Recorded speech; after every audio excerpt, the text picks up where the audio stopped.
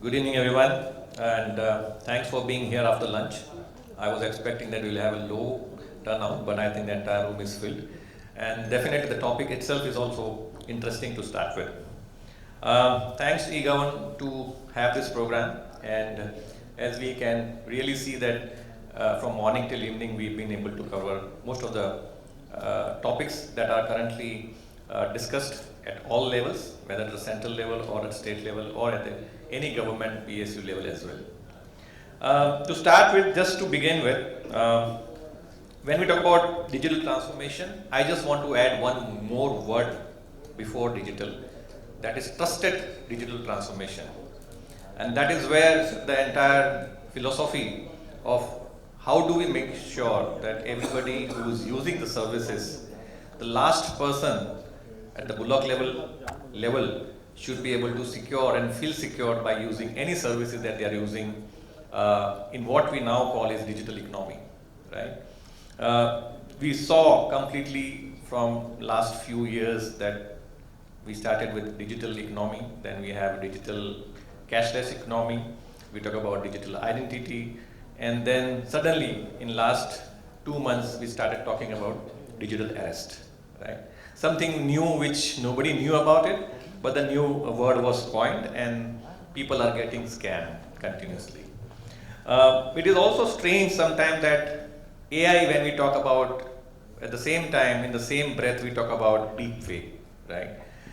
It's a concern, and everybody in this room, the concern starts with all of you, and I would rather say that everybody here should be very cautious to start with. Make their family members also cautious about it, that any kind of digital transaction or anything that is dealt with in the cyber world should be very, very carefully taken care of. So once we start today, I will talk and have Rema madam to start with. Ma'am, thank you for coming in here. You are part of Women's Safety Wing, and the kind of work that you have done, I see Women's Safety App, Shri Bharosa Cyber Lab, T-Safe, Cyber Module, Saha's work, and so much of work Telangana is doing under your leadership, and I think it's very, very innovative for women. And of course, Telangana itself as a state has done a lot of things in cybersecurity. So madam, in your view, we will start with you. Just to give a more confident about the work that you are doing and how you are ensuring that all of these people who uses the services or become part of initiative feel safe when they transact. Thank you. And just a minute, ma'am. Mr. Alok Kumar is also joining us. He's from Indian Bank, General Manager. I request you to please join us.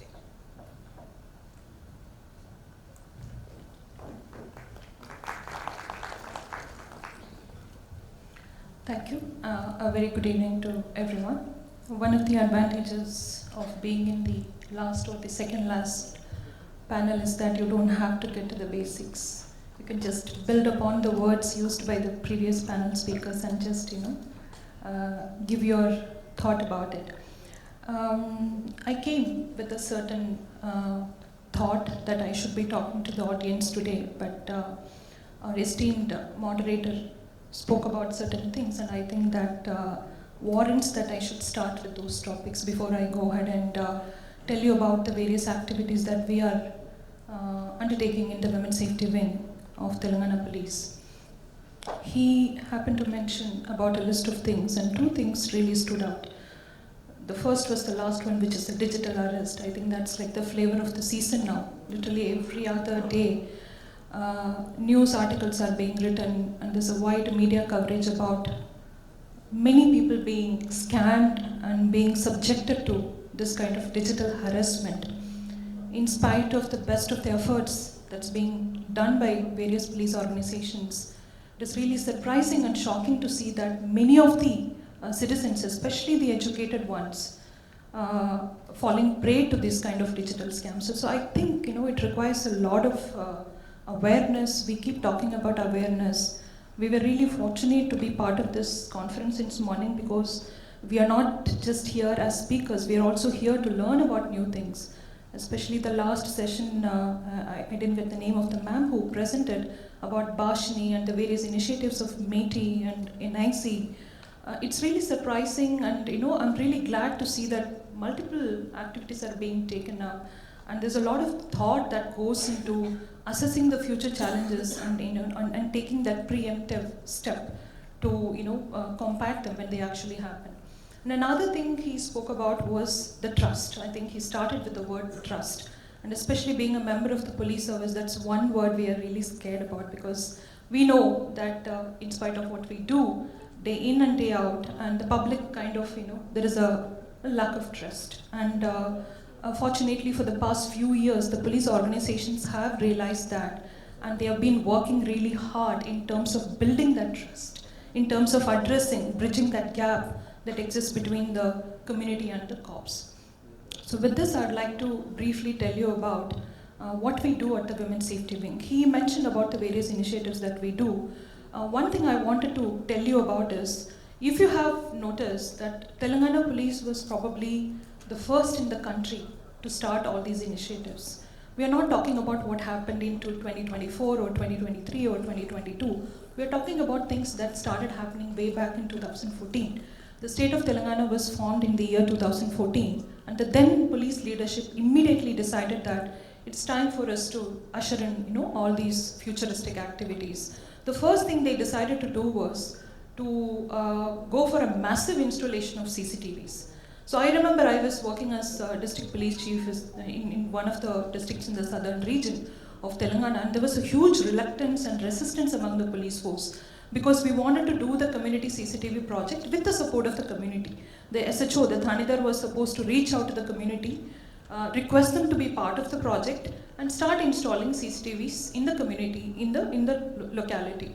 The mapping was done, and they were requested to be part of it, and that's how we started the community CCTV project. Today, when we look back, I think Telangana has probably one of the largest concentration of CCTV networks in the country, and at least every police station has access to 200 to 300 CCTVs, and not a single crime is detected in the police station without taking help of the CCTV footages. Second comes the drone technology. I still remember during COVID, because today in the first half of the conference, a lot of them spoke about COVID, about the various healthcare initiatives, and how the AI tools were being used to predict, and how we built the community outreach using the technology tools while we were fighting COVID together as a country.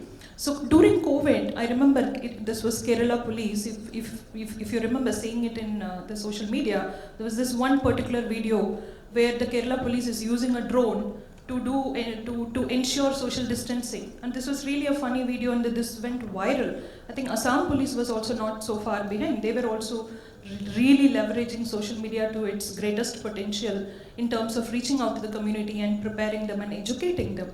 So when we talk about technology, sometimes we start thinking about it, we start drafting the mechanisms, the protocols, we implement them, and then we forget that we are supposed to tell people how to use it. So that is the gap, that is the digital gap, probably the divide that I wanted to bring to your attention today.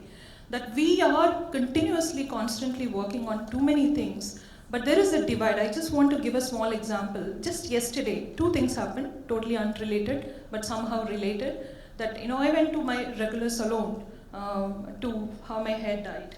Not surprising for many of you. So I was just chatting with the lady, the salon lady, and she's a third generation business owner who is running the salon. And she was just telling me that, Rema, I got really scammed the other day, and if you're okay, then I want to tell you about it, but I don't want you to judge me. I said, no, I'm not going to judge you, just tell me what happened.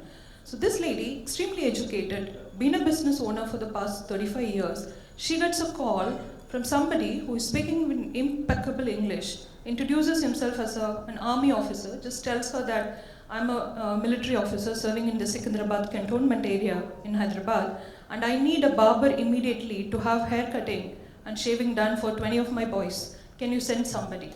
And so this lady is like, she doesn't blink an eyelid, and she says that, where do you want me to send? So immediately sends a barber. The guy goes there, and the person is continuously on call with him. Finally, he's been asked to go to some spot in a secluded area in the city outskirts, And then he asks for the bank account. He tells the boy, you send me 10 rupees from your bank account and also tell me how much balance you have. Then I will tell you how much money I'm going to send it to you. Then this boy insists that, I don't have money, I have only 500 rupees in my bank account. Then he starts abusing.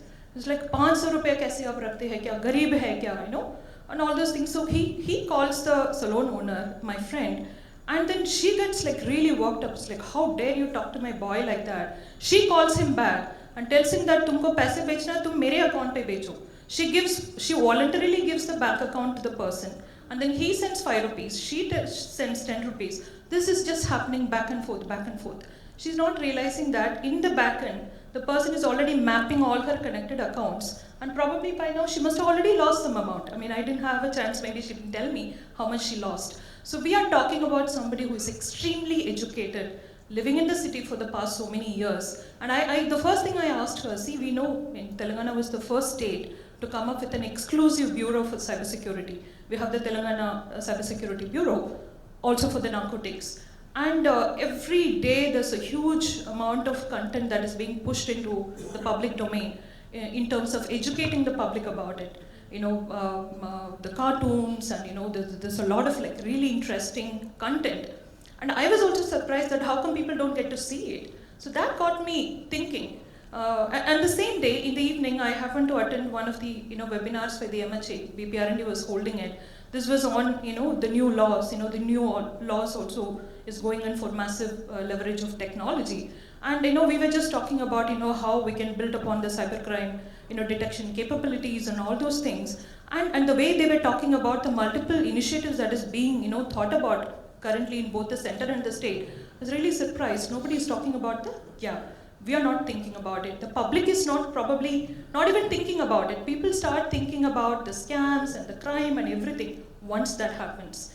As much as we hate to admit, and when I say we, I mean police officers, we hate to admit that a criminal is always few paces ahead of us. I think it's, especially in a fast-changing world like this, where technology is like really, making it happen so quickly, we need to be really, really ahead. We need to beat them at the game. And we need to educate them and bridge that gap. So while we talk about bringing in AI, predictive tools, and going for like massive technology, integration into our systems, we need to educate the public. We need to bring in the end user into the system and have them prepared. So that's what I wanted to say. Thank you. So it's almost, I can say that all of us sitting in this room are already hacked. Okay. Now, when I say hacked, it is multiple meanings, right? Your wife has hacked you, your children have hacked you, your person who knows you have hacked you. But hacking actually means the weakness. Identifying the weakness of the person. And most of us on this room, I am sure, are now smart mobile user. There is no second, I cannot see any hand which can come up and say I do not have a smartphone. Very interestingly, if you see, the social engineering is primarily hacking you right now. While you use various kind of platforms and services, they are trying to identify your weak links, right? Everything about you, and if you start connecting the dots, everything about it is known. Now, only it is a matter of time when somebody can press that particular button or push you in that sphere, for which deepfake is a new way of doing it. Certainly today we could not demonstrate outside today, but we have sometime put up this kind of counters where we can take your 3 minutes of bytes, you speak for 3 minutes with we capture you, and then we can translate that person duplicately talking to you, and you will not imagine that the same kind of, your voice, same kind of face. So it's going to the next level. Now, money is involved, so I'll ask Alok ji. Sir, you are from Indian Bank, and I'm sure when you talk about trust, I think the trust is from what are you doing, probably to safeguard the bank account holders, or in general, how we are able to safeguard it.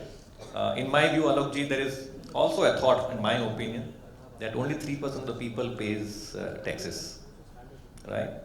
Even if at that level, if we can control only that 3% of the accounts, all other accounts which it requires, if money is getting transferred, it is double checked before it is transferred. right? It's just my thought, but I think that can be one of the solutions to start with.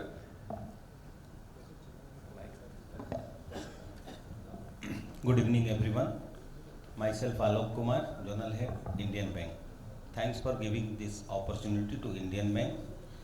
Basically, in all banking is depend on trust of the customer, our people, and banking industry is only depending on the servicing the people on behalf of trust only.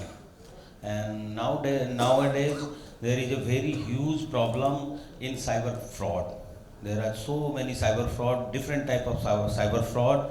Madam already said that a literate person, very literate person also captured in this fraud. So be aware of fraud. We are also organizing on daily basis on our site by WhatsApp to aware about the different type of frauds. So we are with you. Indian Bank is always with you, and be aware of your frauds. Thank you. Again, we will go a step further on to it, because finally we are talking about services to citizens, right? Now, as I said, the word trust starts from the government, because we believe that what we are taking services is from government is safe and sound. Before I go to Panneerselvam sir, I'll just check with Sanjay ji. You are from 𝐓𝐫𝐚𝐽, and again, one of the institute and organization that I know has been on forefront of doing a lot of things, whether it is your entire data center, emerging technologies, cloud, be it any of the field in industry, 𝐓𝐵L is empowering them with technology, right? And technology itself brings the challenges, right? So just for a thought, if you can share more thoughts about what are we doing while we bring in new technology, emerging technology, and bring it in daily industrial revolution that is happening, what would 𝐓𝐵L do to protect it? Thank you very much. Actually, this is the subject that I love, so I'm very happy to talk about. 3 minutes, sir. Cybersecurity. 3 minutes. Okay. Cybersecurity is absolutely something to think about as a platform. So if we try to actually empower, enable, it will not happen. So it is in the mindset. So if somebody has to do it, one has to do it from end to end, cover to cover. So I'll just tell that there are 5 factors that we are doing, and any one of you, every state, every organization may like to, just follow that. One is awareness and upskilling, because awareness is broad-based and upskilling is by choice. So there should be, all-out awareness, just as Madam was talking about, and that will lead to upskilling from, homemaker to senior citizen. Everybody should be upskilling from students, toddlers to the most, advanced professional. Second is ensuring cyber assurance. So you have infrastructure. Infrastructure means physical infrastructure and digital infrastructure and human infrastructure. So human resource, physical infrastructure, digital infrastructure, it should be benchmark. So you can assure at any point of time, you can say that I am feeling safe. That feeling safety, that quotient you should create within your system. The framework should actually do that. There is no IEEE standard, there is no NIST standard, there is no IEC standard. So you should, for your organization, there should be a cyber assurance standard. Follow it up, maintain it. These 2 factors or verticals are prior to incident. कोई intrusion होने से पहले. So they will preempt and reduce. That is called disaster risk reduction. After that is disaster management. The first is incident response and mitigation. For that, every organization should have a cyber security management plan. It is called CCMP. Once you have that, you should have a SOC, the proper security operations center, taking care from firewall to exposure management. And to enable that, you should have a CERT in, just like CERT in, a CERT organization. That is Computer Emergency Response Team. It is generally called Cyber Security Incident Response Team. This is the third vertical. The fourth is very important, enabling or making your LEA capable. That means the person who is taking charge of that, that means police, you should make them capable. That means give them skilling, give them tools, give them the know-how, and also give them forensic labs, forensic experts. Make them create that infrastructure and follow it up. And these are the four verticals or four sectors which are independent or they can talk to each other. But one thing that you must have is an R&D. West Bengal actually created the first diploma level cybersecurity course, which is right now being followed across the country. It is AICTE approved. West Bengal did first, in 2018, it started giving training to the physical guard and making them digital cybersecurity guard. So you can do similar things. So these are the 5 factors, sir. If anyone, any organization, any state government follows, then their clear framework will be made. And once that framework is there, there is an improvement in how you fight with cyber intrusion. Thank you. Thank you, Sanjay ji. Very interestingly, we all of us in this IT world use this terminology called people, process, and technology, and that's been used for many, many years.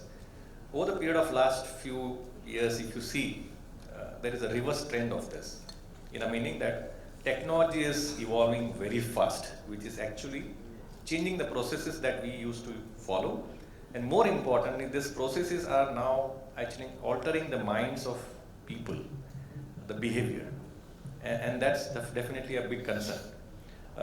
Panneerselvam sir, to Madanagopal sir, you are at the height of startups and you have full visibility of what India is doing. I am personally a fan of this particular department because innovation begins with right push to startup, and we have all seen that the startup in India has come up in a long way. Most of the unicorns also are now in India. It's very interesting to see the way government is pushing for startups. Sir, in your view, again, I'll restrict my question only to cybersecurity specifically. What are we doing, or if you have any sense about how do we develop our own cybersecurity platforms, cybersecurity products and services? And if you see really a good companies really are coming up in this direction, which helps in 2 areas. One is definitely Make in India status for them, and of course to compete with our competition with other countries. Thank you. So I'll probably share it in 2 parts for those who want to know the full form. MeitY, it's Ministry of Electronics and IT, Government of India. So I look after the startup portion where we have 2 elements to the conversation. One is the policy. As ma'am rightly said, while the policing is catching up, we want the policy at least to be ahead of the game and technology in this space. So we are striving hard. Of course, technology is kind of evolving at a pace, but we're really striving hard to keep the policy framework, if not ahead, at par with the technology, so that there is a kind of guidelines and the framework to regulate these technologies are in place. So that's something that at the Department of Ministry of Electronics and IT we do. And the second part, which is what I kind of take care, which is the facilitating startups. So MSH, which is MeitY Startup Hub, is essentially an organization is a custodian of technology and deep tech startups in the country, while we have other organizations taking care of other startups. So when it comes to cybersecurity or any kind of deep tech startups, we are the custodians, and we have been investing heavily into the tech ecosystem, not just in the startups, but also building capacity in terms of incubations and accelerators and investment opportunities and market access for these startups. This is what, in a nutshell, we do at MeitY Startup Hub. And specific to your question, is about the cybersecurity. Yes, I was also fortunately the former Chief Innovation Officer at the Telangana hub, and we have a Center of Excellence for Cybersecurity which kind of caters to the entire nation.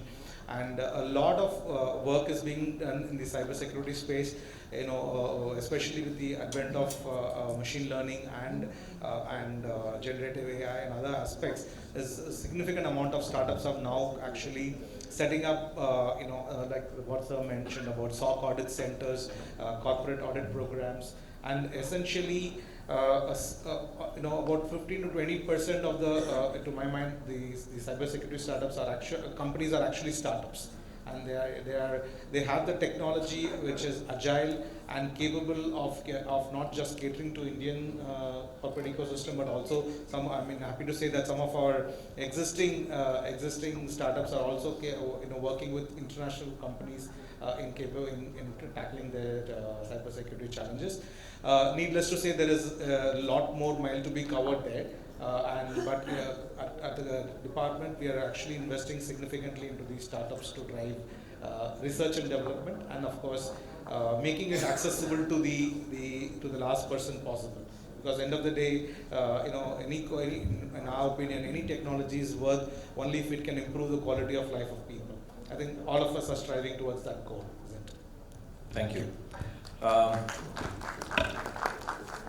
I will check with Munish ji. Munish ji, you have been Deputy CISO for Haryana government, and under your aegis, you've been able to manage the entire data centers, statewide area networks, council, secretariat, and all the programs that government is running, right?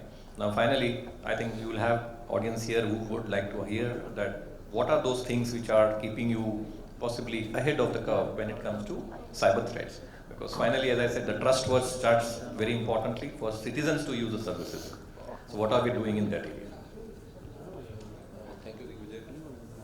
See, first and foremost role of any government, that is providing seamless and secure services to the citizen. So that was Mike. Hello.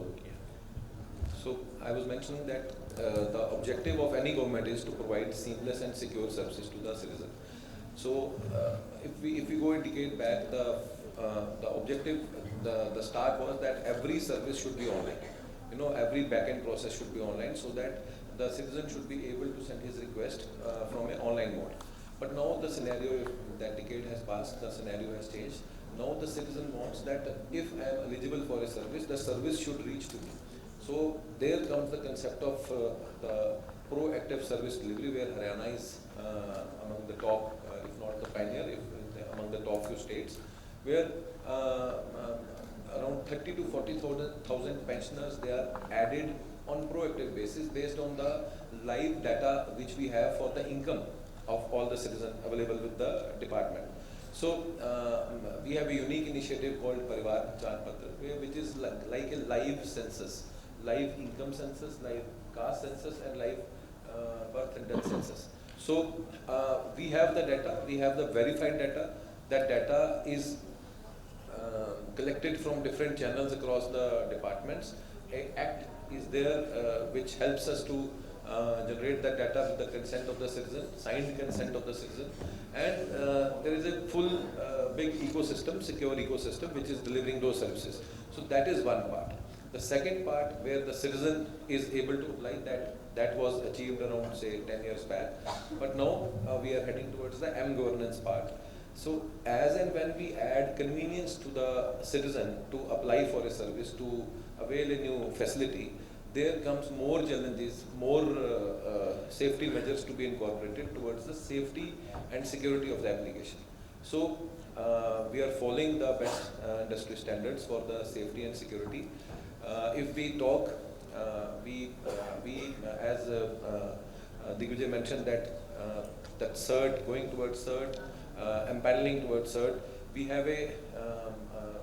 have set up a office called as Information Security Management Office, wherein we have the capacity and we have empaneled that office as CERT empaneled with the CERT. So we have an in-house CERT which is auditing regularly all the government applications and infrastructure which is hosted at our data center and other government organizations. So this continuous exercise is not only keeping the applications secure, but they are also a regular practice. Not only the top 10 OS, the vulnerabilities which are to be catered, but plus maybe 2-3 more the vulnerabilities we are taking care. So this is how Haryana is strengthening. Haryana was the first state to launch its cyber security policy. We envisaged the presence of the ISOs in all the districts, blocks, and all the board corporations, all the departments. We have our information security officers. We are giving focused trainings to all those change agents which are there working in other departments, and this way we are strengthening. So as somebody mentioned that you should have a CCMP, you should have a this cyber contingency management plan and ISMS. So we have specifically created different contingencies plan for different type of requirements. The power sector, if UHBVN and DHBVN, they are their data centers, they should have a specific cyber contingency management plan, and data center should have specific. So multiple layer of contingencies, management of contingencies. This is how you can keep the application secure, keep your data secure. No doubt, with the advent of 5G coming and with the reach of FTTH reaching to nearly every household in the country, the speed with which the attack can happen, that has gone tremendous. So gone are the days that when this digital arrest, they can only happen when there is live conversations happening. Nobody will do it with text coming and responding and typing. So those things, if they are the attackers are or hackers are getting more technological advanced, we need to be prepared ourselves. We need to strengthen our systems in a way that we are at par with the security standards, and from the government side, there should be no threat to the citizen. If citizen is coming to government for any service through any mode, either it's a web mode or visiting a center or through a mobile application, then the security of the data which is communicating, that should be ensured. So this is how Haryana is doing some Thanks, steps Munish. into I think. Thank you. Yeah, it's interesting. I think I've been observing the entire journey that you have been moving. Good job that you guys are doing. Bhudev sir, you are CISO for Numaligarh Refinery Limited. Being a refinery, it is a critical infrastructure for the country. And again, one of the refineries that I've been following in my cyber career, you have done a lot of initiatives and taken steps to protect the IT infrastructure. I would like to listen, and I'm sure audience would like to also know what you have done as a CISO for IT security, and what's your thoughts for OT security as well. Good evening. I am CISO for Numaligarh Refinery Limited. I could see the clock ticking actually. I don't have much time, but I'll speak very briefly. As an organization, cyber security is of profound importance to our organization. So we started, because it's a journey, it doesn't happen overnight. So it's over in a period of years. We first started with ISO 27001. That's basically information security management systems, wherein we created all the policies and procedures for managing our information security. Then subsequently, when time passed, I think many of you will be using antivirus, but it's a very outdated concept as of now. You have to graduate yourself. So we have implemented a solution called SOC, about which sir was talking. We have implemented Security Operations Center, wherein we have a lot of components. We have got EDR, so that is endpoint detection and response, wherein every endpoint, basically endpoints are basically the laptops and the desktops. So we do a profiling of all the users, what kind of work they are doing, how much data upload is happening, how much download is happening. So anything which is, I mean to say, not as per the profile, it will trigger it as an event to the administrator. Then that is for the EDR part, and it's done basically with an AI engine running on the back end. Then subsequently we have something called NDR, that is network detection and response, where we detect all the network packets. We do deep packet inspection so that nothing goes out of the company, illegal things doesn't happen. Someone cannot send our data outside, we monitor all the packets. Then also, today one of the, there's a gentleman from the crowd was asking about Tor browser and all, because that's basically how he would go inside deep and dark web. So as our company, we need to protect our all interests. We should also see that nothing illegal from our company perspective, any user credentials or anything related to the company is leaked onto the dark web. So we have taken up a service called Cybel. So it's a very good product, and that's my duty actually. Daily I log into deep and dark web and I could see a lot of things. We enter keywords and I'll get a lot of insight into what has happened. So it has saved us twice actually. One of our big general manager, his password credentials are leaked and it was up for sale for $5. So we could immediately do the rectification. Then credit card also of one of our company executive got leaked and it was up for sale for only $10. So that's more or less with the SOC part.